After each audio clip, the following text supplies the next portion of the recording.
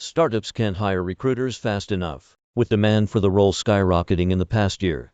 Last year, when Sean Page wanted to move on from his recruiting job at a fast-growing tech startup, he tweeted that he was open to new opportunities and listed his demands, including a pay raise and the ability to work remote.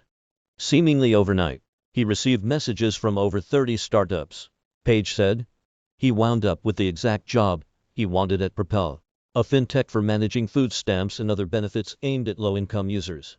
But he said he still gets daily messages from other recruiters wanting to steal him away. The exodus of employees over the past 2 years means startups have a large number of openings to fill, and that's put a new emphasis on in-house recruiters as the gatekeepers of talent. Page's story showcases the surging demand for people with his skill set of identifying and winning over job candidates in a hyper-competitive labor market. The following chart highlights the need for recruiters at startups. The volume of monthly recruiter job listings at startups more than tripled between January 2019 and December 2021, according to data provided by LinkedIn. This is despite overall job listings growth at startups being relatively muted, 1.7x growth over the same period. In other words, startups are doing slightly more hiring than they were before the pandemic, but they're seeking tons more recruiters to fill empty seats and help set strategy on corporate culture and diversity and inclusion. The demand for recruiters puts those with the right experience and connections in a stronger negotiating position, said Page, who was hired as Propel's first full-time recruiter. They can ask for better pay in cash or equity and expect promotions sooner, especially as fast-growing startups hurry to hire or promote human resources leaders.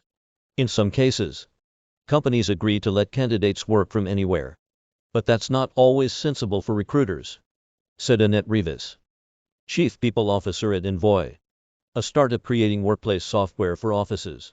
The recruiter's task is to sell candidates on the experience of working at a company. That's hard to do if they haven't been in the office. At Envoy, recruiters must live within commuting distance of one of its 5 offices and go in at least twice a week. The company runs a tight recruiting process, with candidates talking to key people and getting an offer within 2 weeks, Rivas said.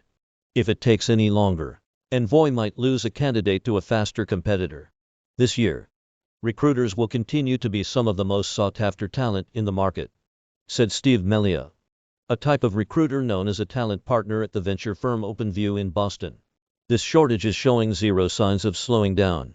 It's a candidate's market for the foreseeable future, he said.